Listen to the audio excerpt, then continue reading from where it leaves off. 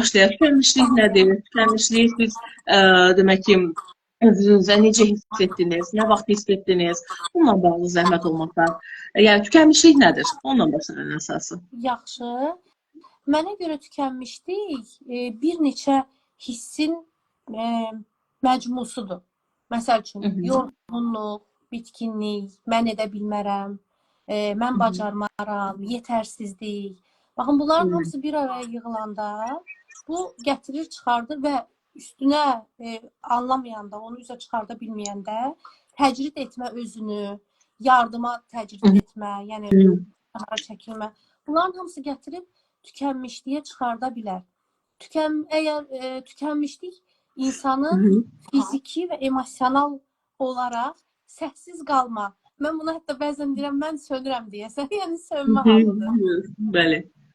Bəli. Həqiqətən də bu tükənmişlik ümumiyyətlə diaqnoz olaraq da əslində çox yəni asan səslənirsə də ümumiyyətlə yəni müəyyən bir X filmindən dolayı meydana gəldiyini fikirləşirsə də tükənmişlik sindromu əslində salamlar xanım. Tükənmişlik sindromu əslində 1974-cü ildə adı qoyulub. Yəni konkret bizdən də böyükdür əslində. Yaş olaraq da həqiqətən də və çox təhlükəli əslində hesab olunur. Çünki hətta deyək ki, iş mühitində bir insanın tükənmiş olması digərlərinə difuziya elə bilər. Yəni əslində digərlərinə yoluxucu şəklində keçə bilər. Ona görə də erkən görüb, erkəndən müdaxilə etmək lazımdır ki, yoxsa işdə belə demək ki, Nisa xanım axşamınız xeyir olsun. Demək ki, əks halda digərlərinə belə difuziya elə bilər. Amma valideynliklə tükənmişliyin əslində bir neçə demək ki, səbəblər var. Çünki valideyn olanda bir dünyaya uşaq gətirəndə əlavə X məsuliyyətləri də meydana gəlir. O X məsuliyyətlərini yerinə getirə bilməkdən ötürü insan bəzən özünü unuda bilir, müəyyən köməyə əl çatmamazlıq və s. bunlar ola bilir. Bir də var ki, dünyaya övlad gətirəndə, hansı ki bu övlad neyrodivergentdir, müxtəlifdir və uzun müddət davam edən dəstəyə ehtiyacı olacaq və bu zaman valideynin özünü tamamilə unutmasıyla gəlir. Halbuki kənarda demək ki, diaqnostikanın qəbullanması var bu. Bunu biz keçən səfər danışmışdıq. Amma bundan əlavə müəyyən bir yardım və köməklərin vaxtında olmaması, həmin şəxsə edici şəxslərin olmaması, bəzən həmin valideyni, ananın xüsusilə bunu ananı qeyd edirik, tükənmişliyinə səbəb ola bilir ki, yəni tükənmişlik stressdən tamamilə fərqlidir. Bunu Güney xanım öz dilində izah edəcək. Və siz özünüz sadəcə qısa bir giriş vermək istədim ki, yəni bu hansı formatdadır? Ancaq siz özünüzə bunu necə hiss elədiniz? Nə vaxt hiss elədiniz? Bunu özünüzə hiss eləmişsinizmi ki, bu tükənmişlikdir? Bəli. Dediyim kimi, tükənmişliyi mən özümdə necə hiss elədim? İnsan fikirləşir ki, yorğundur, amma içindən bir səs ona pıçıldayır ki, sən bacarmırsan, sən çatdırmayacaqsan. Bu sənin əlindən gələ bilməz. Və insan başlayır bu sözlə, bu səsə, içindəki o pıçıltıya qarşı mübarizə aparmağa. Dur demir, yorğunam, yataram, duraram, düzələrəm deyərək və yaxud nələrsə ertələyərək, çünki o da gətirib çıxardır da tükənmişliyə. Bunu edərək birdən-birə sanki heç nə yatır da, durur da, amma heç bir şeydən zövq ala bilmir. Mən bu anı yaşadım. Və bu anı yaşayanda təkcə tükənmişlik deyildi də, onun yanında əsəb də var idi, qəbullanmamanın ən üst səviyyəsinə gəlib çıxırdım. Yəni özümü heç də yaxşı hiss eləmirdim və yenə də özümü günahlandırırdım ki, sən anasansa, sən güclü olmalısan, sən bunu bacarmalısan, sən etməlisən, bu sənin övladındır, sənin məsuliyyətindir. Amma sonra bir gün dur dedim ona. Yəni ona dur dedim, çünki mən nə gördüm? Mən gördüm ki, mən tükənirəmsə, mənim övladım da tükənməyə başlayır. Çünki əgər son nəticə valideynlərin övladlarını daha yaxşı həyat yaşatmaqdırsa, onlara dəstək olmaqdırsa və s. Mən tükənəndən sonra nə olacaq? Yəni sual verir, yaxşı mən də tükəndim. Nə olacaq onda? Yəni o sualla bu uşağın axırı necə olacaq? Yəni mənim ailəm, mənim ətrafım, onlar necə olacaq? Və həmin anda neyniyə bilərəm? Baxın, o da qəbullanmaqdır da. Əslində tükənmişliklə ən yaxşı mübarizə aparmaq yollarından biri odur ki, qəbullanıram və amma yalnızca qəbullanmıram. Sonraki addımım nə olacaq? Kimdən kömək istəyəcəm? Kimə deyəcəm ki, mən demişəm buna ailəmə ki, bu aralar mən çox emosionalarım bilirəm, çox suallar verməyin. Özümə gələndə cavab verəm. Və yaxud elə hal olub ki, demişəm ki, bəlkə də haqlısınız, amma indi sizinlə bunun mübarizə apara bilməyəcəm və yaxud əks fikir deməyəcəm. Yəqin ki, nə vaxtsa gələrəm ona. Düzgün o kommunikasiyanı qurmaq məsələsi. O hal oldu, amma yaxşı ki, insan özünü tanıyanda hər birimiz özümüzü tanımalıyıq. Özümüzü tanımalıyıq ki, övladımıza da nümunə ola bilək ki, o da özünü tanısın. Kömək edə bilək övladımıza o cəhətdən. İnsan özünü tanıyanda bu kimi məsələləri biraz daha tez ələ alıb idarə edə bilir deyə düşünürəm. Bəli, çox doğru qeyd edirsiniz. Burada şərtlərdən biri də Nisa qeyd edib ki, tükənmişliyin səbəblərindən biri də ananın tək valideyn olmasıdır. Həqiqətən də, çünki əlavə dəstəkdir, yəni lazım olan dəstəyi ehtiyac anında edə bilmir və insanın içərisinə o ümid yəni ki, olmadığına görə zamanla heç həyatda gələcəkdə heç bir şeyin dəyişməyəcəyini, sanki yəni bir enerji boşalmasıdır ki, əslində, yəni dəyişməyəcəyinə inanmır, gələcəyin dəyişiləcəyinə inanmır və belə bir demək ki, enerji tükənmişliyi ilə yəni qeyd olunur. Həqiqətən də çox doğru qeyd elədiniz Günel xanım. Bəs sizi bu durumda yəni o stop deyən, dəyişməyə vadar edən o nöqtə nə oldu? Yəni sən nə vadar elədi davam etmək üçün? Bir neçə məsələ oldu. Onlardan biri mənim anam oldu. Anam bir dəfə mənə dedi ki, sən neynirsən? Niyə belə eləyirsən? Dedim, yəni, neynirəm ki mən? Dedim, mən normalam. Dedi, sən özünün fərqindəsən ki, sən belə eləməklə özünə pislik eləyirsən. Mən sənin ananam, mən sənə görə narahat oluram. Sən necə öz övladıma görə narahat olursan. Son nəticədə ona təsir edir bu. Bəlkə biraz oturub düşünəsən ki, nə eləmək lazımdır. Amma onu bilirəm ki, proseslərin lap əvvəlində bir ailə daxilində bir məsələlər olmuşdu. Orada mənim qardaşımın hamı oğlumu düşünürdü, Məhəmmədi düşünürdü ki, para aparaq, necə eləyək və s. Qardaşımın bir dənə dediyi söz var idi. Mənim bacıma dəstək lazımdır. Siz birinci ona dəstək olaq ki, o da öz uşağına dəstək olsun. Sonra nəyə xatırladım?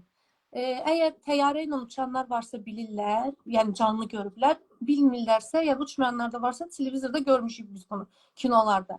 Orada nə deyirlər? Müəyyən təlimatlar keçirlər də, təhlükəsizlik təlimatları. Deyirlər ki, əgər hər hansı bir qəza halında içəri oksigen balonlarının o hissəsi gələrsə, valideynlər, böyüklər birinci özlərinə o maskanı taxmalıdırlar, sonra uşaqlarına kömək eləməlidirlər. Niyə? Çünki mən əgər beynimə oksigen getmirsə, mən panikada oluram. Övladıma kömək eləyə bilərəmmi? Yanındakı uşağa? Yox, təbii ki. Və onu xatırladım. İndi də nəsə elə bir şey olanda birinci özünü sakitləş, birinci özünə neysə elə, ondan sonra birinci maskanı özünə taxdır. Bunu deyib də artıq yola davam elədim. Həqiqətən də çox maraqlıdır. Çünki övladımızın sağlam mühitdə böyüdə bilməsi üçün valideynin özünün sağlam olması çox vacibdir ki, çünki o övladın, o uşağın həm güvənə, həm təhlükəsizliyin qorunmasına ehtiyacı var. Və onu qoruyan birinci faktor elə valideynin özüdür. Məsələn, bu bilginin özü valideynə bir güc mənbəyi yarada bilir əslində. Biz ümumiyyətlə nitqimizə artıq bu sahə ilə bağlı çox sözlər daxil olur və artıq biz bu ümumiləşdirmək kimi, ya trendə düşmüş, yəni mod olmuş bir məsələ kimi tez-tez istifadə edirik və s. tükənmişlik və s. Əslində bunların bir-birindən əlaqəsi, yəni ayrılıqlı, yəni tamamilə ayrı bir məsələlərdir və bunu fərqləndirmək lazımdır. Daha çox tükənmişliklə stressin arasında bir fərq var ki, o fərqi ayırmaqda çətinlik çəkilir. Və siz bunu necə demək ki, ayıra bilərdiniz, fərqləndirə bilərdiniz? Sizin bugünkü paylaşımınız çox yaxşı idi da. Çox maraqlı bir post paylaşdınız ki, telefon dolur, o stres halıdır da. Amma tükənmişlikdə artıq o qədər dolub ki, heç bir şeyə cavab verə bilmir də. Yəni artıq siqnal getmir ora. Stres bir hərəkətdir əslində. Bizə siqnallar ötürür. Tükənmişlik ola da bilər, tükənmişliyi apara da bilər, əgər vaxtında onu ayırt eləyə bilmiriksə. Amma alimlər də deyirlər ki, kiçik, idarə edilə bilən stres insan həyatı üçün əslində yaxşıdır. Beyni daha sürətli düşünməyə vadar eləyir və s. Burada təbii ki, o belə də çox aqressiv streslərdən danışmırıq da. Kiçik, belə deyək, müəyyən məsələ. Və bu uzun müddətli olarsa, fasiləsiz olarsa, bu artıq gətirir, çıxardır tükənmişliyə. Və insan artıq heç bir siqnal vermir. Stres, əgər biz hiss eləyiriksə, yorğunluğu, stres halında, ağrını və ya neysə, tükənmişlikdə biz ümumiyyətlə hiss eləmirik. Mən şəxsən belə də heç nə, hissiz bir canlıya çevrilir insan, mənə görə ki, onu yaşamışam. Heç bir şeydən zövq almırıq. Sizin dediyiniz kimi ümidsizliyə qapılırıq. Elə bu belə davam eləyəcək və mən bu döngənin içindəyəm deyirik və döngədən çıxa bildiyimiz an əslində həyatımızın dəyişdiyi an olur. Orada da təbii ki, dəstək almalıyıq. Amma ən böyük dəstəyi özümüz eləməliyik. Yəni bunun fərqində olmaq əslində həqiqətən. Yəni insan şəxs özü bilsə ki, hansı dönəmdədir. Biz keçən səfər demək ki, ən hansısa bir diaqnostikanın demək ki, övladın diaqnozunu qəbullanma prosesinin yazsan, demək ki, yaz həyatda ilkdə verdiyimiz reaksiyalar eynidir. Onun evrələri var ki, 5 evrəsində, yəni 5 mərhələsində hansı hissədə olduğumuzu mütləq şəkildə bilmək məcburiyyətindəyik ki, biz onun fərqində olmaqla o mərhələdən çıxa bilək. Eyni zamanda da tükənmişlikdə, yəni bəzən bizim daxili demək ki, mənbəyimiz var əslində dəstəkçi formada və ya ki, ətrafımızda bəzən fürsətlər ola bilir ki, biz onu fərqində olmadan o həmin fürsətlərdən istifadə edə bilmirik. Ona görə də hər zaman hər şeyin fərqində olmaq lazımdır. Fərqindəliyimizi artırmaq lazımdır. Daha sonra mən güclü olmalıyam ifadəsini biz bəzən işlədirik, bəzən necə deyim, bu ifadənin doğruluğuna inanırıq və yaxud da ki, həqiqətən də doğrudurmu? Sizə necə təsir edir? Mən güclü olmalıyam. Bəli, güclü olmalıyıq, amma güclü insan həm də kömək istəyən insandır. Mən əgər kömək istəyirəm də, yəni deməli mən güclüyəm. Biz bəzən güclülüyü mən bunu tək özüm bacararamla səhv salırıq. Mən özüm edəcəm, bütün məsuliyyət mənim üstümdədir. Əlbəttə ki, övladımızdan söhbət gedirsə, son söz, son məsuliyyət təbii ki, valideynin üstündədir. O, məsələnin başqa tərəfi. Amma lazım olan yerdə kömək istəmək də bizim əslində güclü olduğumuzun, özümüzün də fərqində olduğumuzun göstərir ki, məsəl üçün, mən anamdan kömək istəmişəm, rəhmətli atamdan kömək istəmişəm, gəlinimizdən kömək istəmişəm, ətrafımda olan hər kəsdən müəyyən məsələlərdə kömək istəmişəm. Hətta qardaşım uşaqlarından belə kömək istəmişəm ki, gəlin bu məsələdə kömək edin ki, Məhəmmədlə biz bunu belə eləyək.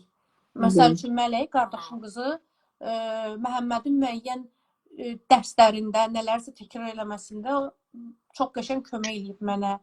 Əlişi onun hansısa fiziki bacarıqların inkişaf etdirilməsində kömək eləyib mənə. Tək etməmişim. Və indi hal-hazırda o mərhələdəyəm ki, mən Məhəmmədin özündən kömək istəyirəm. Deyirəm ki, Məhəmməd, gəl anaya kömək elə, bunu bir yerdə edək. Və yaxud dərsdə görürəm ki, artıq neysə çatdıra bilmirik. Həmin anda çox əsəbləşə bilərik. Deyirəm ki, gəl ara verir.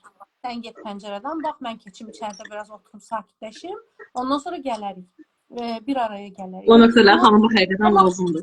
Bu, birdən-biri olmur da. Yəni, indi mən buradan danışıram, ətrafı bu güllü gülistanlıq kimi gələ bilər. Amma köməyi istəmək.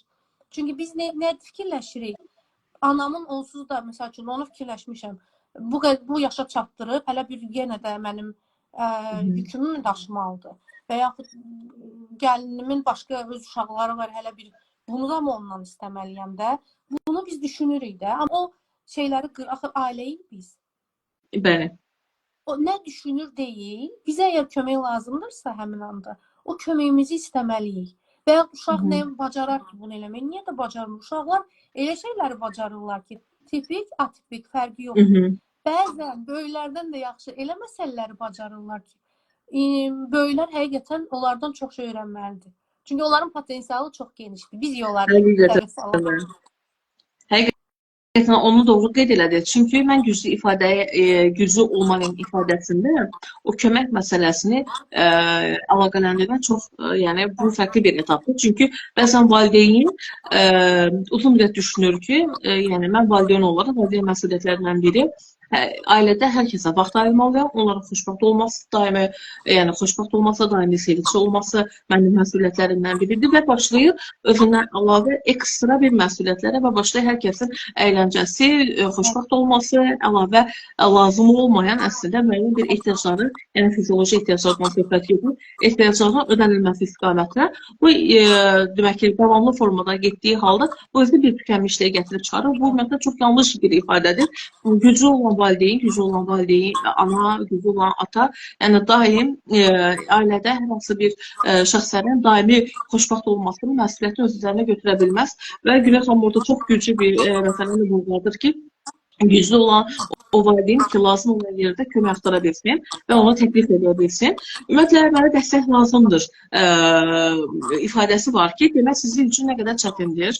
Yəni, günü bugün, yəni siz bunu istifadə edə bilirsiniz. Çünki bəzən biz görürük valideynlər var ki, müəyyən qədər çətinlikləri yaşayırlar və bunu daha çox mən qeyd edirəm ki, neurodivergent demək ki, ailələr tək valideynlidir. Yəni, əksəriyyətlə tək valideynlidir və yaxud da ki, mənim rastıma çıxan tək valideyn olduğuna görə, çünki bunun bir araşdırması yoxdur, araşdırma mənbə üzərindən biz gedə bilmirik, araşdırılsa daha yaxşı ola bilər və biz onu görürük ki, dəstək axtara bilməsində, onu dəstəyə əsasında fürsətləri görə bilməsində ciddi şəkildə əngəlləri var. Yəni, onu və yaxud da ki, onu qeyd edə bilmirlər. Narahat eləyəcəklərindən qorxurlar. Bu sizin üçün nə qədər çətin olub? Bayaq az öncə qeyd elədiniz ki, ailə üzərinizdə müəyyən qədər kömək etmək sizin üçün demək ki, gücləndirən səbəblərdən biri olubdur. Bu istiqamətə ətrafdakı valideynlərin nə tövsiyə verərdiniz? Əvvəllər təbii ki, çətin idi. O dediyim kimi də bunu mən tək bacarmalıyam. Mənim məsuliyyətimdir, mənim övladımdır, özüm eləməliyəm. Bunu fikirlərim olub. Və yaxud da ki, başqa bir məsələ olub ki, atipik uşaqdır axı. Bəlkə eləyə bilməz də, bəlkə nəsə olar. Yəni bu insanlarda, yəni mənim özümdə bu şübhələr də olub, bu narahatçılıqlar da olub. Amma zamanla o da mənim anam mənə sözüdür, həmişə verdiyi məsləhətlərdən biridir. Deyirdi ki, axışına burax. Və anam bizi belə böyüdü. Dünənki özündən, bugün daha yaxşısansa, ən böyük rəqibin sənsən. Uşaqlıqdan biz belə böyümüşük. Hətta mən anamla zarafat eləyəndə deyirəm ki, sən çox uzaq görən qadınsan da, sənin biz balaca olanda bizə dediyi dünya 5 ildir deyir ki, ən böyük rəqibiniz özünüzsüz, özünüzlə rəqib olun və s. Amma mən belə bu ruhda böyüdülmüşəm ki, sən dünəndən daha yaxşısansa, bir addım daha atmışsansa, deməli qabağa gedirsən, arxaya getmirsən. Bəzən ola bilər ki, durğunluqla yaşaya bilərik ki, oğlumun halında o bəzən olur, biz durğunluq dövrünə giririk. Əvvəllər ondan panikaya düşürdüm, amma hər dəfə də yadıma salırdım ki, bir ay əvvəlki ilə indi daha yaxşıdır. Bir il əvvəlki ilə indi daha yaxşıdır. Yəni ki, bu şeylərdə, o məsələlərdə də, məsəl üçün, o istiqamət verməsi ki, hər şeyi sən eləməli deyilsən, kiçik-kiçik uğurlarına da sevinmək olur əslində uşaqların. Və bu tipik atipik. Keçən dəfə demişdim. Uşaqlarımızın ən kiçik, ən adi uğurlarını belə sevinəndə uşaqlar çiçək açırlar da tamam fərqli cür olurlar. Yəni onu mən elə öz oğlumun üzərində də görmüşəm. Mən müəyyən illər uşaqlarla işləmişəm, xüsusi layihələrdə. Orada bir dənə afərin sözü, amma ürəkdən deyilmiş uşağa. Uşaqdan necə belə deyək də, nəticələr göstərirdi həmin uşaq. Biz hamımız təəccüblənirdik. Amma bu reallıqdır. Yəni ki, onun uğuruna sevinmək, davam eləmək, lazım olanda kömək istəmək. Əvvəl çətin idi, amma sonradan yenə də dediyim kimi də, axı mənə kömək olunmasa indi, mən də sonra kömək eləyə bilməyəcəm heç kimə. Nə öz övladıma, lazım olanda ailəmə. Ona görə də biz ailədə yaşayırıq da, bir-birimizi tamamlamalıyıq. Amma bunu aqressiya ilə və yaxud dava ilə və yaxud bu notlarda yox. Düzgün şəkildə danışaraq, biraz səbirli olaraq, çox biraz keçmişə gedəcəm. Hələ ailəli deyildim. Təlimlər verirdim və təlimlərim çox uzun olurdu və mən daxilən özüm introvertim, ekstravertləşmiş, özünə qapalı, yəni o introvertin öz şeyləri olur da, göstəriciləri olur. Təlimdən gəlirdim, yorğun alırdım, yeməyimi yeyirdim, gəlib yatırdım. Və bu bir həftə 10 gün belə davam edirdi də. Bir gün anam yenə də mənə oturdurdu, deyir ki, oteldir bura sənin üçün. Mən böyle yorğunam, yenə baxıram üzünə ki, niyə ki, evə gəlmişəm də. Oteldir, sən gəlirsən, yeməyi yeyirsən, gedib yatırsan. Bir gəl, üzvü görək və s. Həmin an mən təbii ki, onun nə demək istədiyini anlamadım. Amma sonra oturub düşünəndə fikirləşdim ki, onun da mənimlə söhbətə ehtiyacı var. İstəyir ki, danışaq və s. Və oturdum, dedim ki, mən yorğun oluram, enerjim tükənir. Baxın, bu sözlərdən mən elə o vaxtı, mən deyirəm, enerjim tükənir. Elə o vaxtı tükənmişdi, sindromu nədir bilmirdim də. Mən geri biraz tək qalam ki, özümə vaxt ayıram, tək olam. Ki, mən bərpa olunum. Bərpa olunum, sonra yenə əvvəlki kimi gələcəm də, oturacam da, söhbət eləyəcək və s. Və işin yaxşı tərəfi odur ki, bir-birimizi dinləyirdik də, tamamlayırdıq o məsələlərdə. Yəni, belə deyim, o proses hələ də davam edir. Lazım olanda özümə bir vaxt ayırım məsələsi. Həqiqətən də bu doğrudur, bayaqdan qeyd elədiyiniz məsələ. Tükənmişlik həqiqətən də bəzən şəxsi keyfiyyətlərinə görə də asılır. O şəxsi kimliyindən də daha çox asılıdır. Bəzi insanlar həqiqətən çox yatkındır tükənmişliyə görə. Ona introvert olması, sosial necə deyək, bacarıqlarının bir qədər aşağı olması, yüksək bacarıqlarının bir qədər aşağı olması və yaxud da ki, yaşadığı mühit, demoqrafik məsələlər olsun, sosial-ekonomik məsələlər olsun, gəlir məsələsi çox ciddi məsələlərdir. İqtisadi, eyni zamanda siyasi məsələlər, ailə mühiti, ailə dəyərləri, məsələn, kültür məsələləri var. Müəyyən bölgələrdə əsasən ailələrin bir neçəsi məsələn qapalıdır, bir-birinə kömək etmək istəmirlər. Məsələn, bu qərb demək ki, yəni istiqamətində, qərb kültüründə biraz o qədər ola bilir ki, bəzən bu qapalılıq və cəmiyyətdən lazım olan dəstəyin ala bilməməsi, görülməməsi bəzən bu tükənmişliyi itələyən faktorlardan biridir.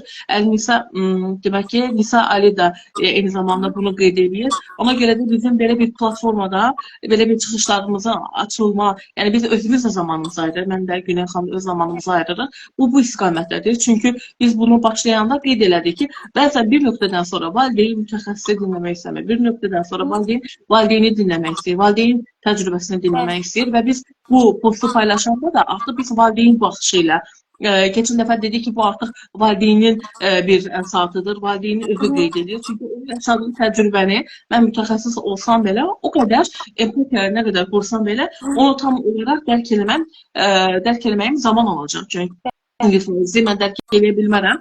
Ancaq bir valideyn digər valideyni daha asan formada anlaya bilər, daha asan formada qiymətləndirə bilər.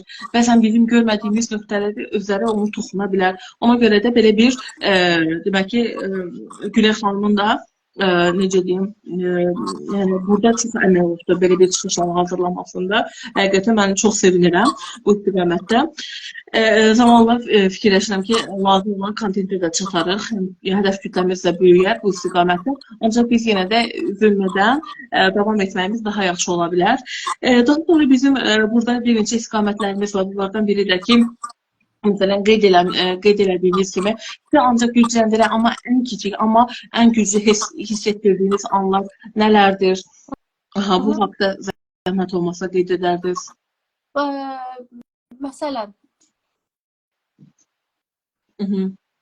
bu müəyyən vaxtlarda uşağın kiçik uğurları və onu görmə bacarığı ki, bu günləri daha fərqli bir məsələni gəldi dedi. Bugün, məsəl üçün, məktəbdə olan hansısa bir emosional hadisəni gəldi rahatlıqla dedi. Məsəl üçün, Məhəmməd dünənləri mənə deyir ki, dəftərim qutarıb, dəftər qoyarsan mənim çantama. Bizim oyla bağlı belə söhbətlərimiz olmayıb. Həmişə özüm yoxlamışam, özüm qoymuşam. Bu özünə qulluq bacarığıdır. O Bəli. nizam-intizamlılıq məsələləridir. Bu mənim üçün yenidir, amma hər dəfə onda bu kimi irəliləyişləri görəndə bu məni biraz da o daxili enerjimi belə deyək də artırır. Biz o tükənmiş olmamaq üçün özümüzün sevinc mənbələrimizi tapmalıyıq. Biz Bəli. nəyə sevinə bilərik? Biz sizin çox maraqlı bir valideyn görüşünüz var idi.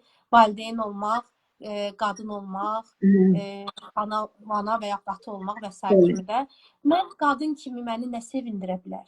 Orada böyük nələrdənsə söhbət getmirdi. Kimisə gedib saçını kəstirmək sevindirə bilər. Kiminin isə rahat duş qəbul eləməsi onu sevindirə bilər.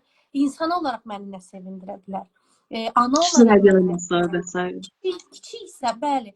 Baxın, o kiçik səbəbləri tapdığımız an görəndə ki, tükənmək istəyirik, beynimizi o çevirəndə fikrimizi, biz diqqətimizi hara çeviririksə, enerjimiz də ora axır, vaxtımız da ora gedir. O daha çoxalır bizim həyatımızda. Bunu elədiyimiz an biz daha özümüzə daha çox kömək eləyə bilirik. Yəni, bəli. Və bu elə belə yaxşı sözlər deyil də.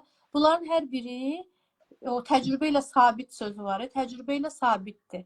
Bəli. Mənfi bir, təbii ki, insan ümidsizliyə qapıldığım günlər də olub. Amma neynəmişəm? Bundan daha pis var idi. İndi daha yaxşıdır demişəm. Şükr eləmişəm. Minnətdarlıq hissi duymuşam ətrafıma, oğluma ki, o özü də, yəni o təkcə mənim və yaxud Aynur xanımın və yaxud nənəsinin, müəlliməsinin əməklərinin nəticəsi deyil ki, bu uşaqlar özü səy göstərir bu vəziyyətə gəlmək üçün. Bir haldan digər hala gəlmək üçün o uşaq da o səy göstərir. Biz ona minnətdar olmaq lazımdır, yoxsa yox? Lazımdır. Mən ona o çox sağlı dedikcə, afərini dedikcə, kiçik uğurlarını gördükcə o daha çox nəsə eləmək istəyir.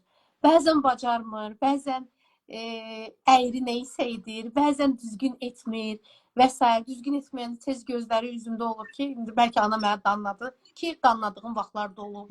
Valideynik, hamımızın eyni səhvlər eləmişik. Danlamışam da, lazım olmayan kimi qışqırmışam da, çox pis olmuşam da, özümə qapanmışam da. Amma baxın, indi mən bugün sizinlə buradayam, müzakirələr aparırıq. Müzakirələrin özü belə mənim özümə necə təsir eləyir. Bir dənə də bir məsələ deyim. Keçən dəfə Məhəmmədlə neysə danışırıq, o müəyyən məsələləri biraz uzadır. Çox-çox deyir bəzən. Bir şey artıq neçənci dəfə deyəndə oturmuşam onun yanında, deyim, Məhəmməd, mən axı yoruldum, eyni suala nə qədər cavab verərlər? Anam oradan deyir, tükənmişlikdən danışacaqsan. Oradan mənə replika verir. Mən də güldüm, dedim ki, bəli, tükənmişlikdən danışacağım. Mən demirəm ki, tükənmişəm. Sadəcə olaraq eyni sualı üçün çox vermək insanı yorur. Tükənməmək üçün biraz bəzi şeylərə belə yön verməliyik də. Mən ona yön verməliyəm, Məhəmmədə, o mənə müəyyən məsələlərdə yön verməlidir. Yəni, xülasə, əgər belə ümumiləşdirsəm, kiçik uğurların olması, lazım olanda böyük hədəflərin qoyulmaması, baxın, bu da çox önəmlidir. Yəni ki, tutalım, 5 bəndlik şeirdir, 5-ini də indi öyrənməlidir. Bir bəndini öyrənə bilirsə və onu dərk edirsə, potensialı qədər. Eynən. Vurma cədvəlini başdan ayağa belə çarpaz soruşanda da bilməlidir. Sırası ilə bilirsə, 5-ə vurmaya qədər bilirsə, indi artıq sona qədər bilir, amma sıra ilə bilir oğlum. Yəni, sıra ilə soruşanda cavab verir. Oradan buradan soruşanda 5-ə vurmaya qədər yaxşıdır, ondan sonra çaşdı. Ola bilər. Dünyanın axırı deyil, öyrənəcək. Həyat hələ qabaqdadır. O demək deyil ki, öyrənməsin, öyrənsin. Amma yavaş-yavaş. O ingilislərin çox yaxşı sözü var, Azərbaycanla tərcümə edeyim. Yavaş-yavaş, amma əmin addımlarla. Yəni, və rutinlərə bağlı olaraq. Yəni, bu uşaqların üstün cəhətlərindən biri odur ki, onlar rutinlərə bağlıdır. Niyə görə üstün cəhətlərindən deyirəm? Əslində, o üstün cəhətdir. Lazım olanda düzgün müdaxilə ilə onları çox yaxşı yönləndirmək olur. Və onların o prosedural öyrənmə sistemini beyinlərini təkrar edərək çox yaxşı vəziyyətə gətirmək olur. Bəli. Çox onu doğru qeyd edirsiniz Güney xanım. Burada bizim bir sualımız var Ülker xanım tərəfindən. Salam Ülker xanım. Qeyd edib ki, valideyn olaraq qəbullanma prosesi necə keçdi siz və ətraf üçün? Düzdür, biz bu haqda danışmışdıq, birinci bizim bölümümüz. Amma istəsəniz bu suala demək Güney xanım cavab verə bilərsiniz ki, sizin üçün necə keçdi bu qəbullanma prosesi? Qəbullanma rahat olmadı. Bağladım ki, stres dönəmidir uşağım. Bağladım ki, nitq geriləməsidir, nitq ləngiməsidir, nitq açılandan sonra düzələcək və s. 4 ilimi aldı qəbullanma. Yəni, amma birdən bir olmadı. Yavaş-yavaş oldu. Amma doğru müdaxiləyə başladığım an, onda da hələ tam qəbullanmamışdım. Yəni, 3 il ümumiyyətlə yaxına buraxmırdım. Sonra Aynur xanımla tanış olandan sonra o mənim 1 ildən sonra mən artıq onun dilimə gətirdim ki, hə, mənim oğlumun autizm spektri var. Amma bunu sonradan mən ancaq yaxın bildiyim çevrədə neysə açıq şəkildə danışa bilirdim. Ki, uşaqların etiketlənməsi var və yaxud necəsə baxarlar uşağa, nə bilim, yazıqları gələr uşağa. O kimi qorxularım var idi, narahatçılıqlarım var idi. Amma yavaş-yavaş uşağın uğruna sevinərək, uşağı ancaq dünənki özü ilə müqayisə edərək, başqa ətrafla müqayisə etməyərək, yəni müqayisə nə vaxt eləmək lazımdır? O diaqnozu almaq üçün, o fərqli olduğunu anlamaq üçün.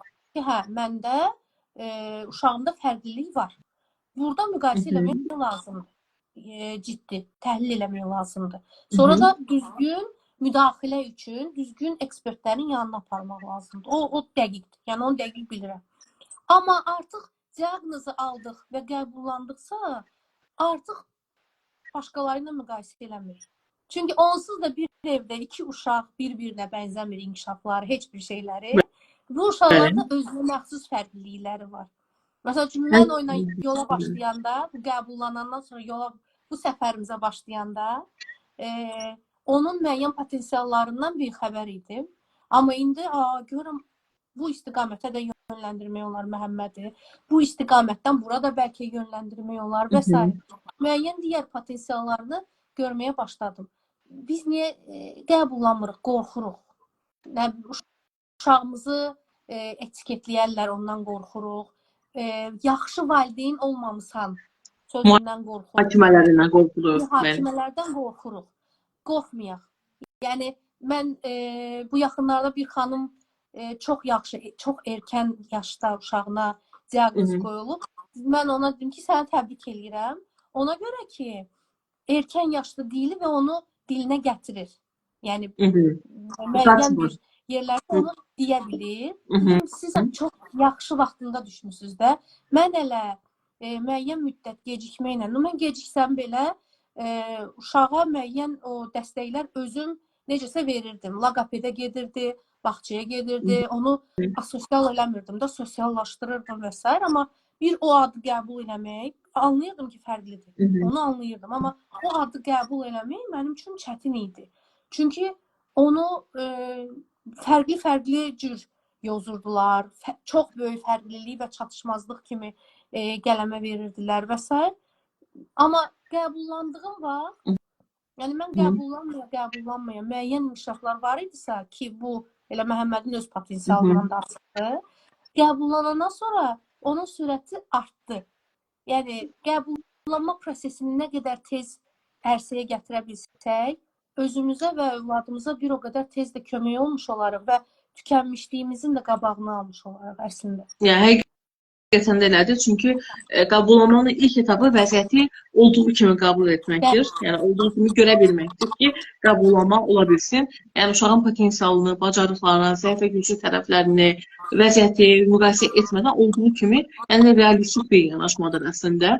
Nə qədər ki, biz reallıqdan uzaqlaşdırırsa, bu zamanda yəni anormallı problemlərin artmasıyla da üzləşirik və eyni zamanda bu müəyyən uzun müddətə sürməsi eyni zamanda tükənmişliyə də gətirib çıxara bilər ki, bir məsələni də qeyd edim ki, tükənmişliklər depressiv və depressiv halda da bunlar arasında fərq var. Biz bunları qarışdırmamaq, streslə də biz bunun müqayisəsini də etdik.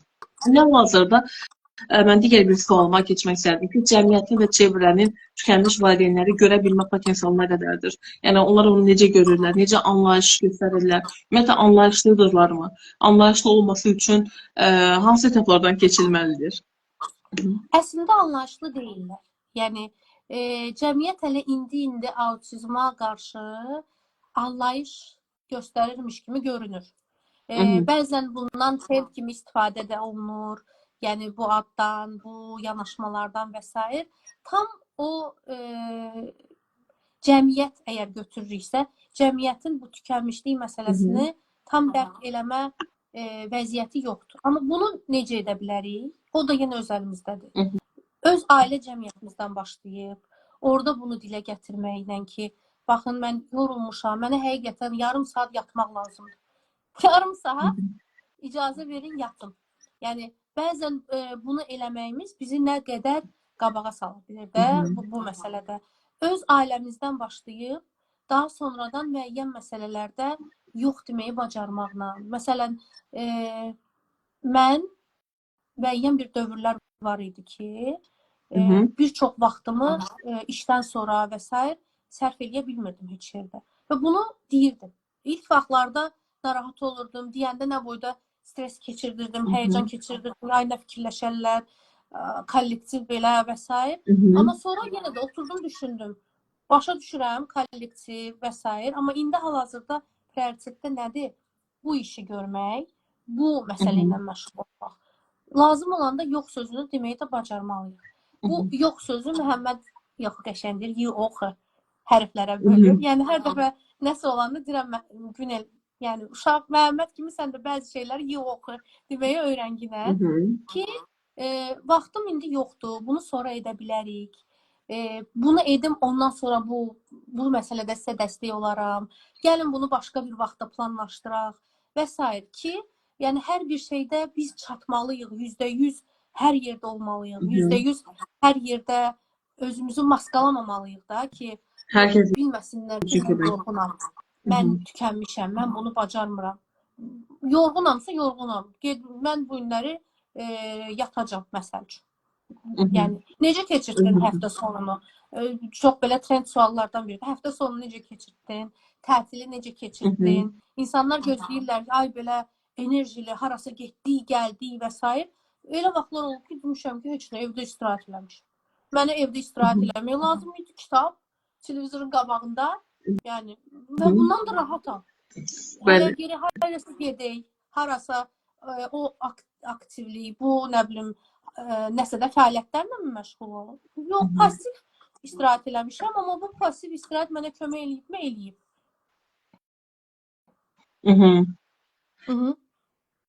Çox doğru qeyd elədiniz. İlker xanım ikinci bir sualını ünvanlandırıb ki, qeyd edib ki, vaxt olsa cavablandırardınız. Əgər bir yol xəritəsi olsa, ilk başda qəbullanma və diaqnoz dediniz. Valideyn və valideyndə test övladı bu yola düşsün deyə yüklənilir, logoped, idman və s. Sosiallaşma adı ilə də çox yüklənə bilər.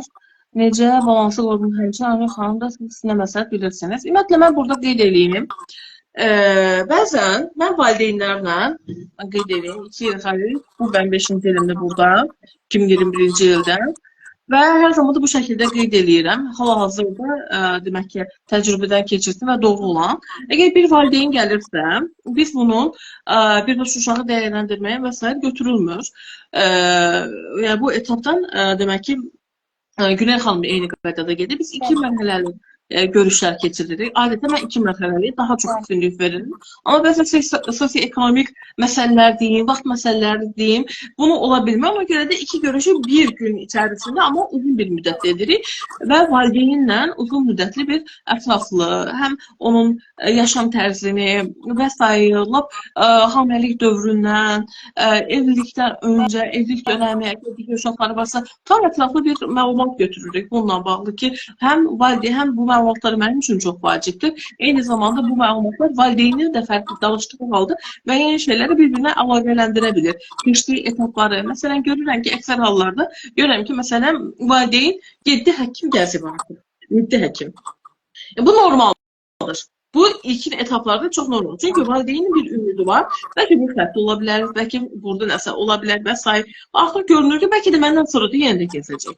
Yəni bununla bağlı. Amma biz bunu gördüyümüz halda biz bu dönəmlərdə bəzən uşağın diaqnostikasının müəyyənləşdirmə, dəyərləndirilməsi çox vacib məsələdir. Bu tam başqa, amma bunun deyilmə bir proseduru var ki, əslində çünki bu deyilmə tərzinə görə valideyn digər addımları necə ata bilər? Çünki biz burada ilk hədəfim nədir? Valideyn gecikməməlidir. Nə qədər erkən müdaxilə, o qədər valideyn bir addım öndədir. Bu informasiyanı mən valideyn ötürməliyəm. Və yaxud da ki, çünki bir sıra sizin övladınızın diaqnozu budur, gedərsiniz, nə edir, bilərsiniz, mənim deməyim bu idi, ödənişimi ödəyin və s. Bu şəkildə deyil.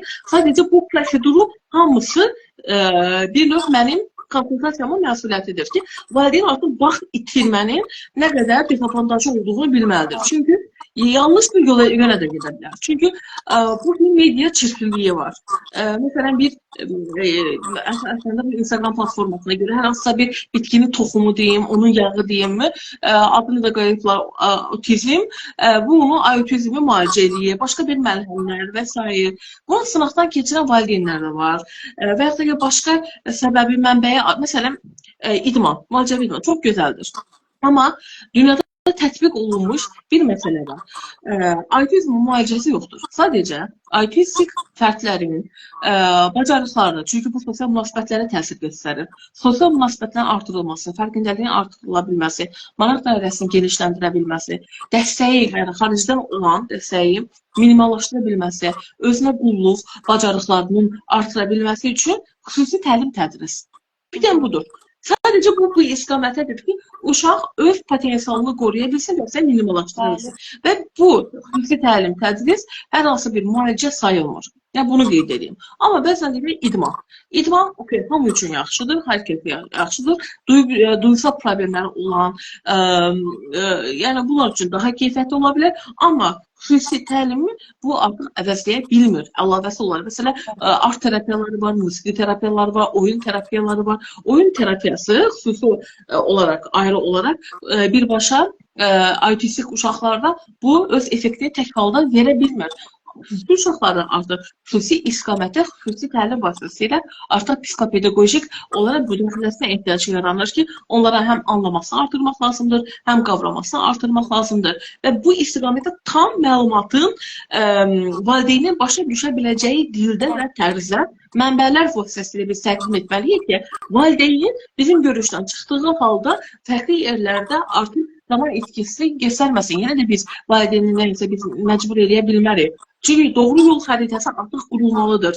Amma burada da həqiqətən biz yenə də qeyd edirik ki, bəli, bu bir prosedur çətindir. Biz deyə bilmək, asandır, həqiqətən 2 dəfə, 3 dəfə, yox, bu belə deyil. Bu asandır, biraz uzun müddətli olacaq. Siz artıq bir 12 həftəlik bir nəzarətə almalısınız. 12 həftədən sonra, məsələn, bəzi valideynlər var ki, biz müdaxilə getirib, qısa bir nəticə əldə edək, belə bir şey ola bilmir. Yəni, qeyri-mümkündür. Bir bacarığının əldə edə bilməsə, minimal bir 12 həftədir, yəni 3 ay sürür. 3 ay ərzində yenidən bir dəyərləndirmə etmək lazımdır ki, yəni baxmaq lazımdır ki, qurulan proqram uşaq üçün uyğundurmu, qurulan proqram idarə edən mütəxəssis keyfiyyətlidirmi və bu proqram uşaq üçün yaxşıdırmı? Uşaq nə qədər qazana bilir, siz nə qədər itirib? Bəlkə doğru məkanda, doğru insanların əhatəsində deyil. Ona görə də biz həmişə 12 həftəlik, biz hər 12 həftədən bir belə bir nəzarət mütləq şəkildə ilk başlarda lazımdır ki, uşağın inkişafını da görə biləyim. Və ən əsasında mən valideynlərə bildirirəm ki, bu dönəmdə bəli, insanlar informasiya axtara bilir. İnformasiyanı bəzən bizim insanlarımız mənbəli yerlərdən axtarmır. Instagramdan kimisə postunun altından, oradan, buradan mənbə olmayan yerini axtarır və mən valideynlərə hər zaman xahişlərindən biri budur ki, biraz sosial mediada uzaqlaşmaları daha yaxşı ola bilər. Çünki onlara həm yorulması, həm də yanlışda səbəb ola bilər. Yanlış. Daha sonra kim ora-bura daha çox vaxt sərf edə bilir? Geniş ailədən çıxanlar. Geniş ailədən çıxanlar, yəni burada adətən nənənin, babanın sözünə hökm olan ailələrdə ata, məsələn, zaten evə bir diaqnoz gələndə ata-ana, ananın onu anlaması, qavraması və münasibəti tamamilə fərqli ola bilir. Və bu eyni zamanda ana valideynlik məsuliyyətini artırdığı halda valideynlik məsuliyyətini hər iki tərəfə bölünməsini, paylanması da tarazlığına pozur. Eyni zamanda cütlük münasibətinin pozulması daha çox boşanmaları gətirib çıxara bilir ki, məsələn, boşanmaların sayı da çoxalması elə bununla bağlıdır. Və adətən qəbulanan amma əksər demək ki, valideynlərdə qəbul tərəf ana olur, qəbul olmayan tərəf elə ata olur.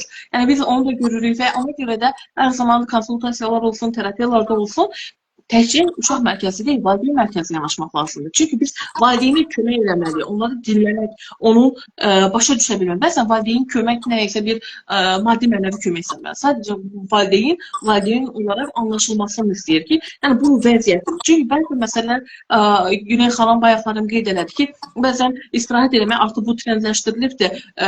Yəni istirahət zamanı harasa getmək, otelə və s. Bu bizim normal adət-ənənələrimizdən biri də evdə oturub istirahət eləmək, televizorun önündə bir fincan qəhvə ilə və yaxud da ki, heç yataqdan çıxmamaq. Bu normal bəzi şeyləri normallaşdırmaq olar. Çünki bu aşırıya qaçan bir məsələ deyil. Həqiqətən də demək ki, bunu da qeyd etmək lazımdır ki, bəli, belə bir məsələlər olur. Autizmə gedən yol uzun, yəni biz onunla mübarizə apara bilməliyik. Çünki fərd budur artıq. Bu dəyişmir. Reallığı qəbul etmək lazımdır. Dəstəyini minimallaşdırmaq üçün dəstək lazımdır. Və bu dəstək də uzun müddətlidir, biraz baxalıdır, yollar fərqlidir. Bəzən eyni məkandan bəzi valideynlər var. Bakıda hər şey əlçatandır və istənilən qiymətdə biz bunu əldə edə bilirik. Amma o cür bölgələrdə, ucqar rayonlarda demək olar ki, əlçatan deyil. Həqiqətən, çünki ekonomik cəhətdən də onlar gəlirlər də fərqlidir onlar üçün. Lap elə gəlir, ekonomik səbəblər olmasın belə, həmin demək ki, xüsusi təlim tədrisi apara biləcək, xüsusi psixologlar olsun, xüsusi loqopedlər olsun, pedaqoqlar olsun, tapılması belə çətindir, onların hazırlanması belə çətindir. Bəzi valideynləri hətta qeyd edə bilərəm ki, bu haqda bilgiləri zəif olduğu halda bilmirəm uşağın vəziyyəti nədir. Çox elə əqli geridir və s. Heç dörd divar arasında qalır, heç çıxara da bilmirlər. Biz bu biraz təsirli məsələdir. Bunu danışsaq günlərlə burada danışa bilərik. Yəni sadəcə istədim bu qədər, yəni İlker xanımın sualına bu qədər cavablandırım. Ümid edirəm ki, yetərli qədər cavablandıra bildim. Həqiqətən də bu məsələ belədir. O qədər də asan deyil. Daha sonra məni bir qeyd elədiniz ki, cəmiyyət çevrə də o qədər də anlaşdı deyə, anlaşlı ola bilməsi üçün həqiqətən cəmiyyətin də bilgilənməsi, məlumatlanması çox önəmlidir həqiqətən. Bir də bir sual var, bu çox, yəni bu artıq uşaqların tipik atipik olması bizim üçün önəmli deyil, amma çox qəşəng bir sualdır ki, valideyni emosional sağlamlığı uşaq inkişafına necə təsir göstərir və sizcə də hansı şəkildə yəni qeyd edə bilərsiniz? Belə cavab verim də mən. Evə gəlirəm. Bəzən olur ki, insan yorğun olur işdən, yol gəlir, yorğun olur. Beynində nəsə fikirləşir, hansısa bir planları olur və s. Evə gəlirəm, otururuq, müəyyən söhbətlər və s. Və indi mənə görə mən sakit oturmuşam. Amma yorğunam axı. Məhəmməd gəlir. Ana, nə olub sənə? Deyirəm, heç də mənim balım. Yaxşısan? Deyirəm, mən yaxşıyam. Mənə əsəbisən? Deyirəm, yox. Sən niyə əsəbi olmalıyam? Təbii ki, o sualı verəndə mən fikirləşirəm. Bəlkə nəsə eləyib, mən əsəbləşməliyəm. Amma soruşuram, deyirəm ki, niyə soruşursan ki? Yaxşısan? Deyirəm, hə. Sonra başa düşürəm ki, mən yorğunam.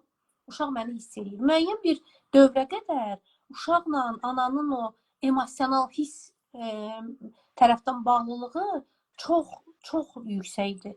Yəni, elə hiss eləyir ki, sonra ona izah edirəm ki, bu gün yorğunam. Dünən gecə yaxşı yatmamışam məsəl üçün və yaxud uzun yol gəlmişəm, bugün çox iclasım olub və yaxud nə isə də daha çox eləmişəm, biraz yorğunam. Suala cavab aldı və onun səmiyyəti inandığı an uşaq olur rahat. Və yaxud mən bu yanda biz nəsə danışarıq, ürəkdən güldüyüm an görürəm ki, Məhəmməd də orada gülür. Və gəlir, ana sevinirsən? Deyirəm, hə, sevinirəm. Və arxasıca deyirəm, sən sevinəndə amma lap çox sevinirəm. Və uşaq olur xoşbəxt. Biz düzəldikcə, biz daha yaxşı olduqca, bizim uşağımız da daha yaxşı. Biz kökük də, kök yaxşı olanda o bitki də çox yaxşı cücərə bilir, qol-budaq ata bilir. Yəni ona görə özümüzə dəyər verib özümüzü sevməliyik ki, uşağımıza da o sevgini göstərə bilək. Uşaq da özünü sevə bilsin, özünü dəyərli hiss eləyə bilsin. Məsələn, mən indi evdə olduğumuz vaxt bəzən olur ki, günorta vaxtları və s. Məhəmməd yatmaq istəmir. Mən deyirəm ki, mən gedirəm biraz yatam. O mənə ona imkan yaradır. mən uzanıram, yatıram. Bəzən olur ki, görürəm ki, gəlir başımdan öpür. Və yaxud da evdə o bir uşaqlar varsa, səs salır, sakit olun da, anam yatıb axı. Hələ bir ona bir irad da bildirir. Niyə? Çünki o görür ki, ana özünə də vaxt ayırmağa çalışır.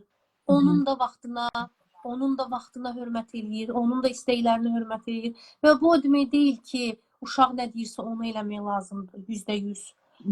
Və yaxud belə də çox maddi nələrisə sərf eləmək lazımdır. Adi bir baxış, adi bir vaxtında göstərilmiş nəvaziş. Məhəmmədlə mənim anlamaq, bir-birini anlamaq, Məhəmmədlə mənim bu bir-birini anlama bağlılığı o üzgüçlüyə gedirdi və orada bir ara çox səs oldu və Məhəmməd qışqırdı və qulaqlarını tutdu.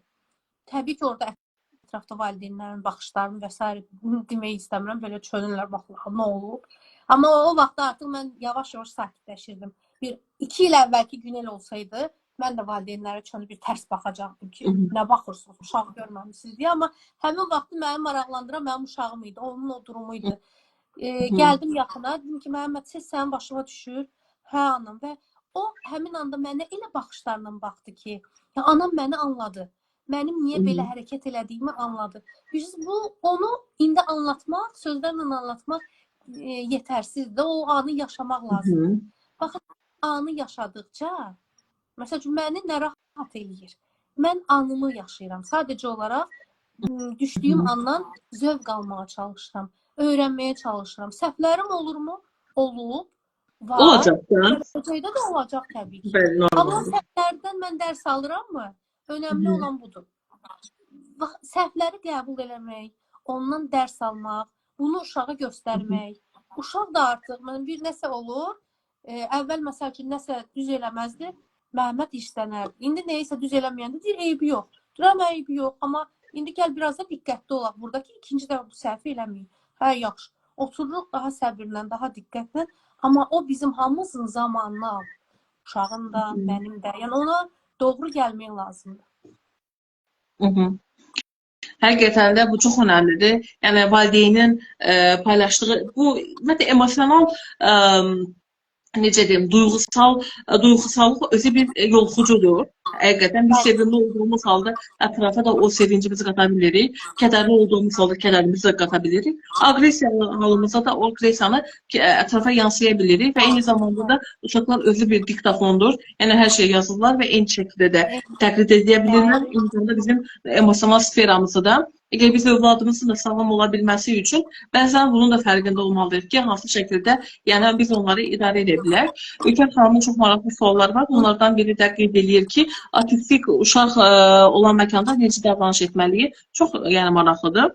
O ayaqlarım demək ki, Günel xanım sizin qeydinizə görə nəyə diqqət etməli? Məsələn, bir sindrom var, adını unutdum. Həmin şəxslərə aşırı diqqət edəndə narahat olurlar. Emosional olaraq bizlərdən gözləntiləri nələrdir? Bu həqiqətən mən istəyərdim, siz bir valideyn olaraq bunu bir vurğulayın, lazım gələrsə mən əlavəmi qeyd edərəm. Təbii ki, ətrafdakılar bilmirlər də uşağın autizmi var. Gözdən axı o görünmür, o hansı hərəkətlərdə, ünsiyyətə daxil olarkən məsəl. Burada əslində valideynin özünə əsas məsuliyyət düşür. Biz məsəl üçün harasa gedəndə, ora səs-küylü olursa, mən əvvəldən bunu Məhəmmədə deyirəm. Bax, gedəcəyimiz yerdə səs-küyü olacaq. İstəyirsən getməyək. Və özündən soruşuram onu. İstəyirsən getməyək.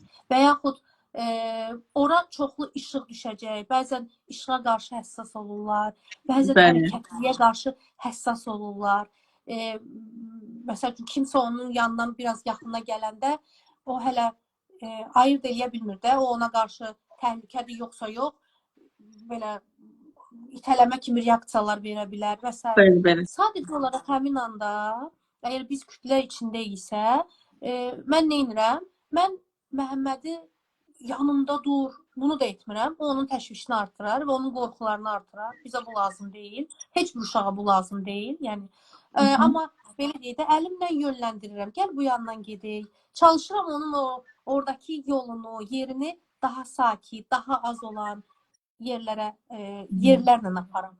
Elə bir dönəmimiz olub ki, amma bizim ilk başlanğıcda Məhəmmədin emosionallığı daha yüksək idi, çox həssas idi və s. Biz ümumi açıq yerlərdə gedirdik, öz ailəmizlə, qardaşım uşaqları ilə sosiallaşmasını təmin edirdik. Amma ailə daxilində, kiçik mühitlərdə olan hansısa tədbirlərə və s.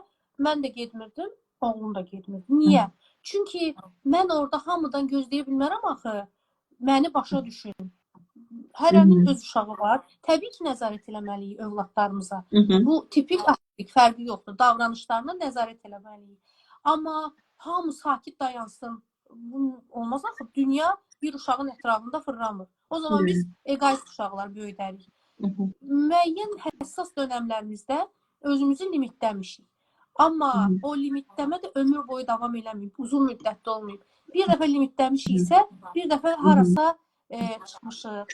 Məhəmmədlə mənim çox yaxşı ikimizin ana-bala belə deyək də şəhər gəzintilərimiz olur. Sadəcə olaraq gezirik, sakit gezirik, heç nə danışmırıq, heç bir fəaliyyətlə məşğul olmuruq, heç nə almırıq. Bu şeylər heç bir, sadəcə olaraq gezirik. Amma günün sonunda mən ona deyirəm ki, mən keyif aldım səninlə gezmək. Çox xoşuma gəldi bu gün səninlə keçirdiyim vaxt. O da deyirəm ki, sən xoşuma gəldi. Tez özündən soruşuram. Həm özümə yaxşı olsun deyə, həm də dəyərləndirsin deyə. Deyir, hə, mənim də xoşuma gəldi.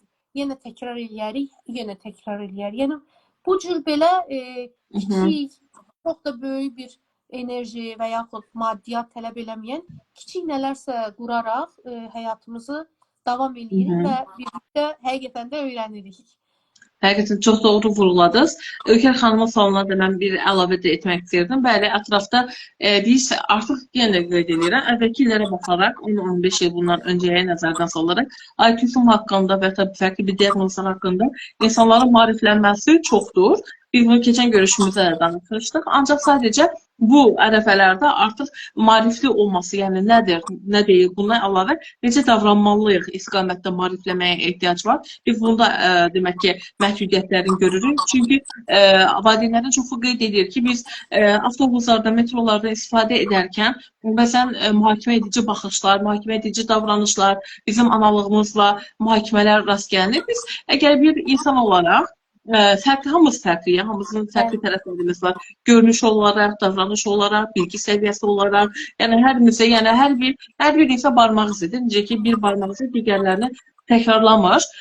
Bu fərqlilikləri qəbul etmək və fərqli insanların onu olduğu kimi qəbul etməklə və yəni vəziyyəti, o necə ki bizim mənim haqqım var ki, avtobusa və ya metrodan istifadə edən və bunun hər kəsin, yəni bu belə bir haqqı var və bəzi insanların fərqli olduğunu biz ilk anda hiss etdiyimiz halda orada mühakimə edici yanaşmalar, mühakimə edici səslər, mühakimə edici davranışlar, bədən dilimiz çox önəmlidir. Çünki ola bilsin ki, hər kəs heç kim of falan və ya ki, valideyni hər hansı mühakimə edici ifadə etməsə belə sima və eyni zamanda bədən dili vasitəsilə çox konkret formada bunu bildirə bilər ki, bu həm valideynin özünün, eyni zamanda uşağın özünün də narahatlığını artıra bilər. Eyni zamanda demək ki, təkcə IQ-dan söhbət getmir, eyni zamanda Tourette sindromunda da demək ki, həm davranışsa, həm də ki, vokal olaraq demək ki, tiklər ifadə olunur ki, bir narahatlıq daha çox olduğu halda həmin tiklərin artmasına səbəb ola bilir. Bizim mühakimə edici və ya da sıxıcı bədən dilimiz qarşı tərəfin narahatlığını daha da artıra bilər. Autistik uşaqların üzərində də təkrarlanan davranışlarının, stereotip davranışlarının artması ilə də müşahidə oluna bilər. Sadəcə bu haqda daha çox bilgili olmağımız, mühakimə etməməyimiz, zaman verə bilməyimiz, əgər məsələn çox sısınaqdırsa biraz məsafə saxlamağımız, bəzən müəyyən bir əşyalarımıza məsələn gəlib toxuna bilər və s. Buna qarşı laqeyd yanaşmamağımız, sevgi göstərə bilməyimiz daha çox önəmlidir. Yəni bu minimal etik məsələlərdir əslində ki, bunlar bu qədər paylaşılmamalı, bunu artıq biz bilməliyik, bu məsələləri artıq biz mənimsəməliyik. Bu artıq necə deyək, həm təhsil ocaqlarında da qeyd edeyim. Yəni bu artıq paylaşılmalıdır. Məsələn, xaricdən nədir? Hansı mən təcrübəmdən danışım. Uşaq bağçası olsun, uşaq mərkəzi olsun, məktəblər olsun. Əgər uşaqların hansısa bir səhhəti ilə bağlı, inkişafı ilə bağlı bir fərqlilik varsa, bu haqda ilk öncə məktəb məlumatlandırılır və daha sonra uşağın bu haqda bir məlumat vərəqləri paylaşılır.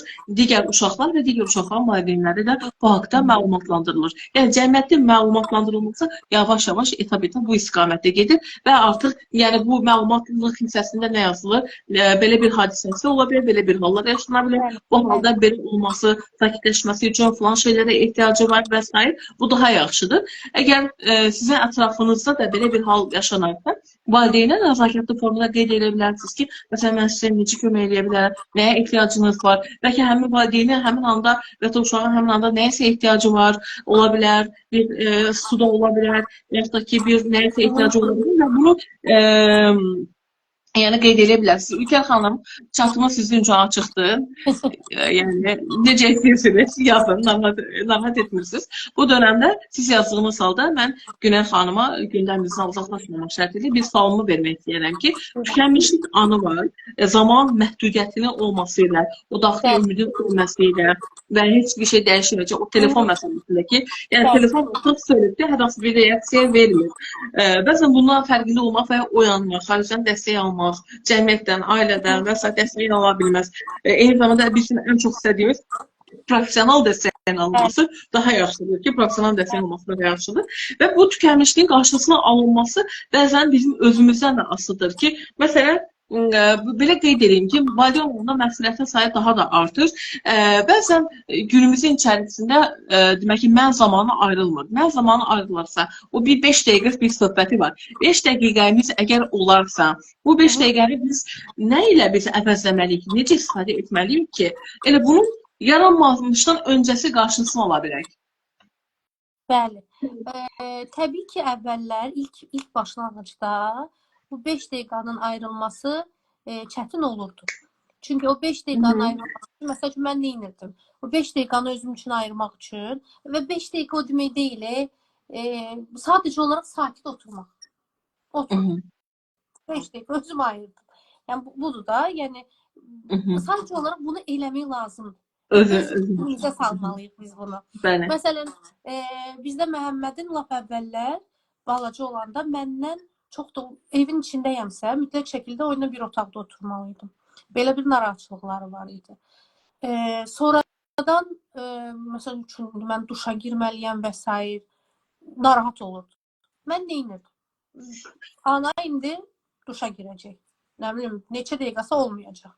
O ərəfədə mən əskər kimi tez-tez bütün proseslərimi həyata keçirirdim ki, belə də çıxım ki, uşaq da rahat olsun və s. Sonradan nə edim? Evdəkilərə dedim ki, ana duşa girir, lazım olsa bilirsən hardayam, gələ bilərsən, səslənsən sənə cavab verəcəm, istəyirsən o tərəfdə oyna, istəyirsən get nənənin yanında oyna ginə, nənə də sənə baxacaq, hə nənə? Onları belə razılaşdırırdım bir-biri ilə, o bilirdi ki, hə, ana indi yanında olmayacaq və s. Özümə elə vaxt ayırmağa başladım. Bilirsiniz, bəzən biz fikirləşirik ki, 5 dəqiqədursa, mən bu 5 dəqiqədə nələrsə eləməliyəm. Yox, çox adi. Yəni, o kiçik anlarımızdan zövq almaq məsələsi. İndi o 5 dəqiqə daha uzun müddətdir. Baxın, mən indi hal-hazırda yenə də özümə vaxt ayırıram. Nə qədərdir biz bir yerdəyik, biz sizinlə müzakirələr aparırıq. Yəni, yenə də özümə vaxt ayırıram. Çünki bu müzakirələri edərək, mən nəyisə danışaraq, nəyisə dərk edərək. Çünki mən bunları danışanda mən təcrübəmi yenidən yada salıram.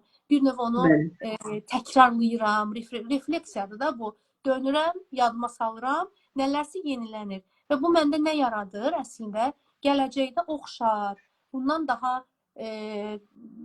böyük və yaxud daha kiçik hadisələr olanda mənim artıq buna hazırlığım var. Baxın, bu anlardır. Məhəmmədlə biz özümüz bir yerdə, amma ayrı-ayrı vaxt keçirdirik. Axşamlar müəyyən kiçik idman hərəkətləri eləyirəm. Ana, idman eləyəcəksən, deyirəm, hə, mən də səninlə eləyəcəm. O neynir, o yana qaçır, otaqda bu yana qaçır. Amma mən öz çərçivəmdəyəm də, öz dairəmdəyəm. Hı hı. Və yaxud axşamlar çox qəşəng bizim rutinlərimiz var. Xüsusən də tətil dönəmində bunu hər axşam eləyirik. 5 dəqiqə, 10 dəqiqə kitab oxumaq. Bir yerdə kitab oxuyuruq. O öz kitabını oxuyur, mən öz kitabımı oxuyuram. Amma oxuyuruq.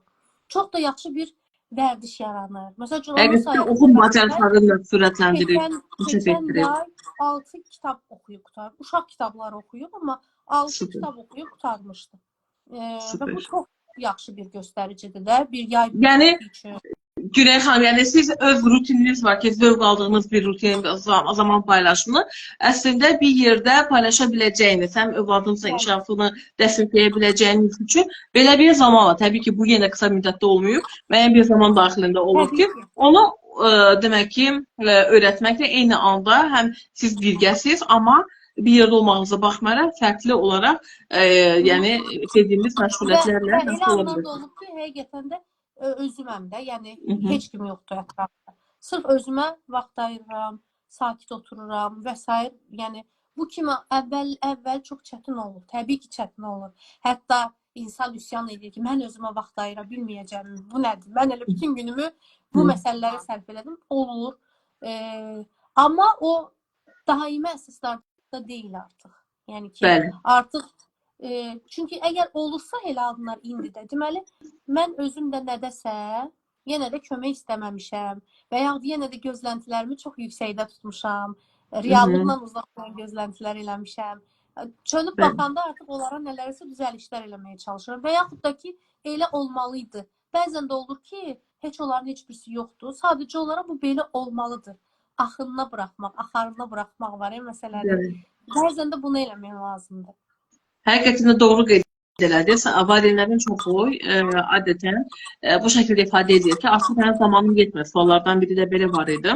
Mənim artıq zamanım yetmir, özümə ayırmaq zamanım yoxdur, bütün zamanımı alır. Yəni, adətində övladının yaşı aşağıdırsa, çünki artıq belə bir şeydir, tendensiyaya etmişik ki, valideyn övladına daha çox zaman keçirməyə, oyun oynama, bacarıqlarını artırmaq və s. Amma bunun bir miqdarı var, dozajı var. Bunu ifadə edəndə o demək deyil ki, valideyn övladın 7-24 yəni vertolyot kimi başının üstündə əsməlidir, nə edir, nə etmir, mən necə onu kömək edə bilərəm.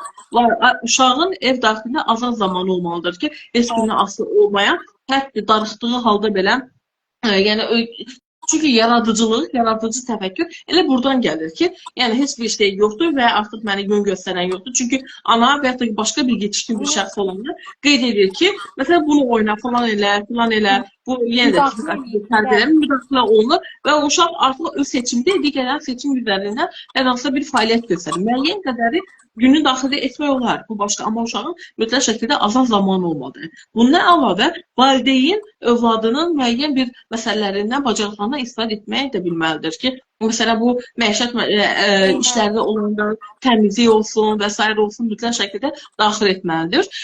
Bu da çox verimli ola bilər. Məsələn, biz Məhəmmədlə nə edirik? Biz evdə olduğumuz günlər, eyni vaxtda oyandığımız günlər, Məhəmməd öz tərəfini yığır, yerini, müəyyən şeyləri içəri salmaq olsun, öz paltarlarını bükmək olsun. Çox nadir hallarda mənə kömək eləyir. Mən deyirəm, gəl biraz anaya da kömək eləyir. Yox, sən öz tərəfi et, mən öz tərəfim. Amma onu eləmək də birdən-birə olub bu, yox. Yavaş-yavaş.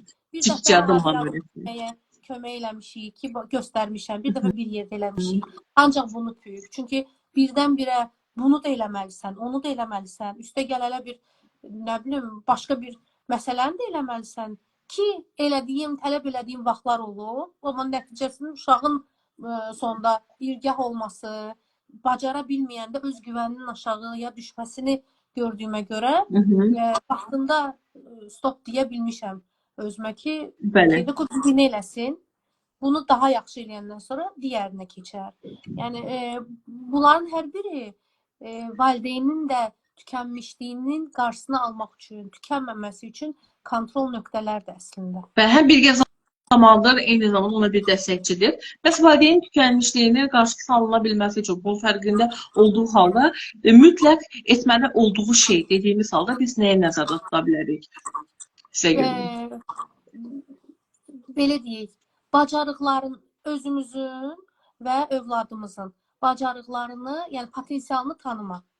Bu bizim gözləntilərimizi reallıqla, real gözləntilər qurmağımıza səbəb olacaq.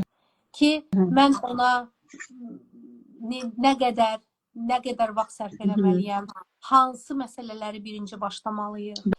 Bəli. İşlər varsa, məsəl üçün biz sizinlə tapşırıqlar olurdu da, ev tapşırıqlarımız olurdu. Bəli, mütləq tapşırıqlarımız olurdu. Mən əgər onu ertələsəm, gün sonuna, nə bilim, həftə sonuna yığsam, saxlasam, o alınmayacaq, düzdür? Biz onu hər gün, gündə 5 dəqiqədən başlayaraq, elə bir vəziyyətə gəlirdi ki, artıq mən işdən gələndə, hətta işdən olanda belə ev tapşırığı ona qoyurdum, Məhəmməd oturub onu özü eləyirdi. Gələndə deyirdim ki, gəl, hətta mənim yerimə yoxlayırdı da, özünə qiymət də yazırdı. O tapşırıqlara. Yəni, o hissələrə bölüb də kiçik-kiçik etmək, lazım olanda yox demək. Baxın, bu çox mütləq lazım olan məsələlərdən də. Bəzən olur ki, həqiqətən emosional cəhətdən yaxşı deyilik. Elə övladımız bizdən nəsə istəyir, indi eləyə bilmirəm. Biraz dincəlim, indi eləyə bilmirəm. Sonra edərəm. Bunu birinci dəfə ola bilər ki, anlamasın. Sakit səslə, bir neçə dəfə təkrar eləməklə olanda inanın ki, anlayır. Yəni, uşaqlar böyükləri anlamaq qabiliyyətindədirlər. Onu anlaya bilirlər, anlamağı bacarırlar. Kömək istəmək əslində zəiflik deyil. Əslində özümüzü sevməyimizin, özümüzə dəyər verməyimizin və son nəticədə övladımıza və ətrafımıza da kömək etməyimizin, hansısa bir təsir göstərməyimizin göstəricisidir. Bunlar mən mütləq eləyirəm də, yəni etməli olduğum məsələlərdir. Həqiqətən çox doğru qeyd elədiniz ki, xanım, bu təcrübələrlə sabahla əlavə etmək istədiyiniz nəsə var mı bugünkü mövzuya?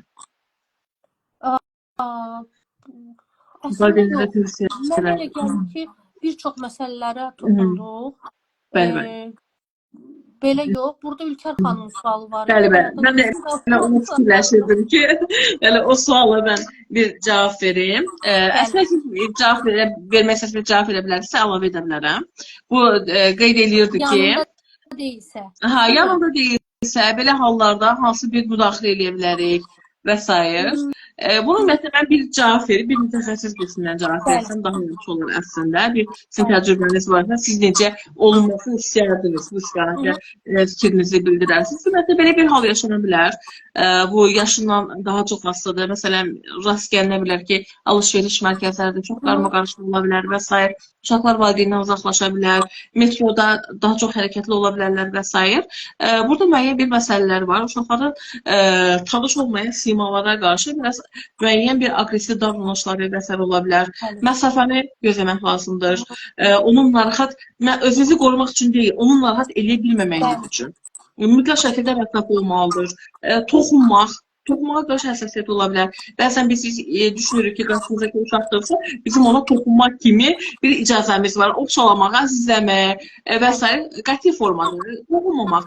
Yəni, bu sevgi əlamətləri deyil, hörmət əlaməti olaraq və qarşımızdakı olan şəxsin fərd kimi qəbul edədiyimiz məsələlərdən biri məsafəmizi qorumaq, sakit tonla. Çünki bizim həyəcanımız da qarşı tərəfi daha çox həyəcanlandıra bilər. Özünüz haqqında, məsələn, özünüzü də eləyə bilərsiniz, yəni təqdim eləyə bilərsiniz ki, salamlarına adım falan kəsdir. Adım Aynurdur. Sən necə kömək edə bilər, maman haradadır? Bəlkə nömrəsi bilirsən və mamanı axtaraq mı? Və s. belə bir formada edə bilərik. Qarşımıza ki, əslində şəxsin bütün davranışları əslində bizə müəyyən qədər informasiya verə bilir. Ona görə də ən əsası toxunmamaq, məsafəmizi qorumaq, özümüz haqqında qısa məlumat vermək, göz kontakti qurmağa çalışmaq. Əgər uşağın başı demək ki, boyu kiçikdirsə və s. göz kontakti qura bilməyimiz üçün və hörmət əlaməti olaraq müəyyən qədər dizlərimizlə çöməlmək, göz təmasını daha yaxşı məsafəsini qoruya bilməyimiz üçün və onun sakitləşə bilməsi üçün bir məkan təklif edə bilmək və sadəcə onu orada gözləmək. Yəni, əgər bizə hər hansı bir informasiya verilmirsə və s. telefon da təklif edirik. Əgər bizdən daha çox yaxınlığımızdan narahat olduğunu hiss edirsə, əgər bu istiqamətdə müəyyən qədər onu sakitləşdirici sözlər demək, məsafəni qorumaq. Mən buradayım, mən sənə yaxınlaşmıram, icazə verdiyim halda. demək ki, mən yaxınlaşa bilərəm, mən buradayım, səni kömək etmək üçün. Yaxınlıqdadırmı anan və s. Amma əgər yaşı yuxarıdırsa, belə bir hallarda müşahidə oluna bilər. Müəyyən bir məsələn fərdlərdə tip şəklində vokal tiplərdə müşahidə oluna bilər ki, bəzən insanlar bundan qorxurlar. Ümumiyyətlə bizim həyatda qorxduğumuz çox şeylər var. Bu adi məsələlər qorxulu olmamalıdır. Məsələn, bizim beynimizdə olan bu məlumatsızlıqdan irəli gələn bir məsələdir. Siz əgər qorxursunuzsa və s. ümumiyyətlə heç qorxduğunuz anda heç kömək edə bilməyəcəksiniz. Həmin durumda həqiqətən də yanaşmamağınız daha yaxşı ola bilər. Ətrafınızda güvənlik, polis və s. olarsa, yəni həmin şəxsə kömək edə biləcək. Yəni bu durumda əgər sakitləşdirilmək üçün sadəcə məkan, mühit, şəraiti təklif edə bilərsiniz. Əgər səsdən həqiqətən təşvişə düşübsə, məsələn, onlara bildirə bilərsiniz ki, sən qulağına tutsan daha yaxşı ola bilər. Əgər sizcə bir qulaqçıq varsa, böyük bir kast kimi onu təklif edə bilərsiniz. Sakitləşə bilməsi üçün izləmək lazımdır ki, nə onu sakitləşdirə bilər. Əgər yolu tapa bilmirsə, məsələn, təqdim edə bilərsiniz ki, məsələn, filan yol daha sakitdir, məsələn, orada gedə bilərik, orada gözləyə bilərik. Yəni, bu bizim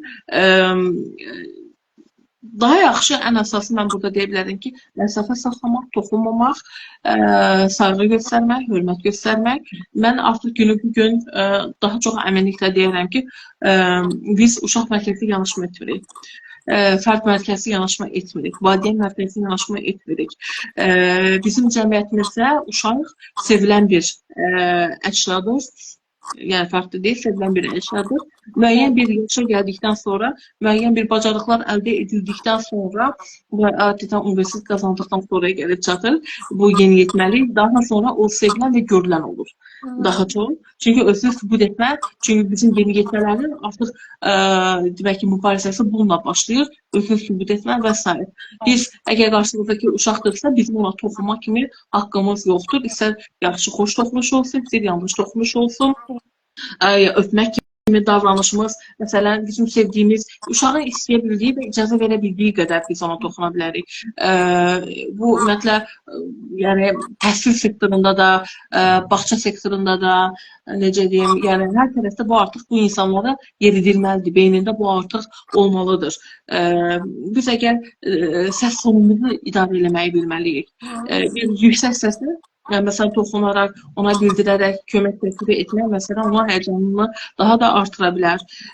Biz ona görə də nə qədər uşaq mərkəzli yanaşa biliriksə, onu da özümüzə sorğulamalıyıq ki, nə qədər mənim bilgim var, nə qədər mən gözümləyəm, nə qədər mən kömək edə biləcək potensialdayam. Bu da çox önəmlidir. Əgər mən kömək edəcək potensialda ama kömək eləmək istəyirəm, yəni necə eləmək, bu başqa məsələ, amma o potensialda deyiləmsə, siz orada zərər verirsiniz, nəinki kömək eləmək. Bəli, yanlış etmək, bəli, olmasa etməmək daha yaxşıdır. Yəni bu istiqamətdə ancaq kömək üçün adətən uşaqların özlərinə demək ki, adətən valideyn telefon nömrəsini bildirirlər və s.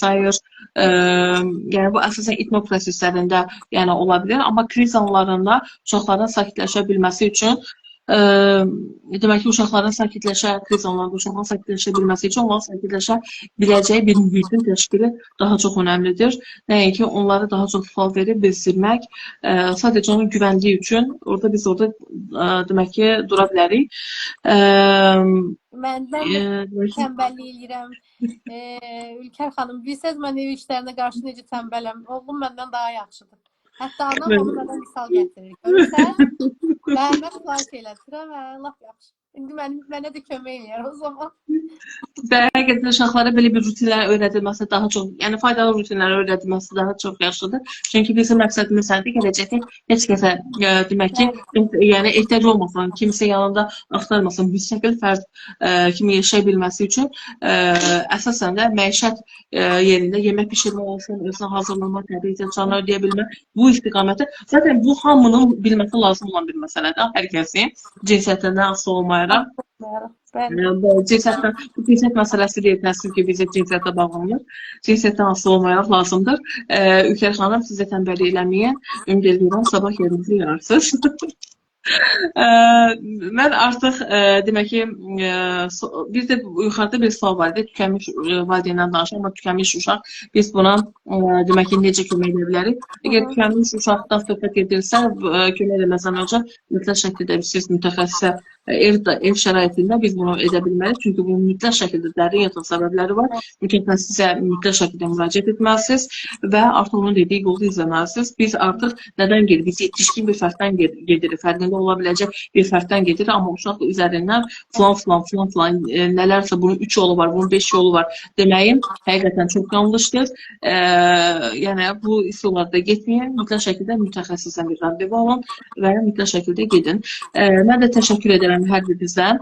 Yəni əgər köməyimiz dəyə bilirsə həqiqətən nə mutludur bizə. Biz belə bir görüşlərin davamlı olmasını istəyirik, davamlı şəkildə. Çünki brainstorming çox yaxşıdır. Həm paylaşırıq, həm öyrənirik, həm dinləyirik.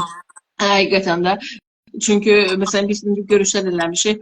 Məsələn Ülkər xanım qeyd edir ki, belə bir fərq olarsa mən necə yanaşım? Yəni həyatımda, yəni Azərbaycanda, yəni çox nadir hallarda eşitdiyim suallardan biridir ki, bir şəxs deyir ki, belə olarsa mən necə yanaşım? Dərin, bəli, ətraflı məlumat almaq istəyirsinizsə, bu haqda mənim uzun-uzadı postlarım var. LinkedIn-də də bu haqda bir səhvlərimizə məqalədə paylaşmışam. Onu da oxuya bilərsiniz.